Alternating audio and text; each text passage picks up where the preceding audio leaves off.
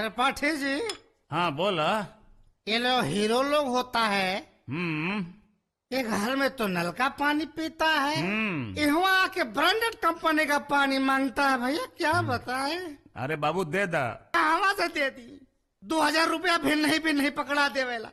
हम के रोज भी नहीं 10,000 रुपया चाहिए। 10,000? 10,000 क्या होला। I am sorry to disturb you. Nandu ji, कल का रिक्वायरमेंट है। अब देखा, यह 20 रुपया सामान। Excuse me, yes. Come here. अरे बैठ। प्लीज सिट डाउन, सिट बैठ। डाउन। नो, इट्स ओके। अरे बैठा ना। एक्चुअली त्रिपाठी जी कुछ टॉकिंग करना चाहते हैं आपसे। श्री, तू कब तक असिस्टेंट बनी रहबू? हाँ? अरे हम तोरा के हीरोइन बना दे। हाँ। So sweet.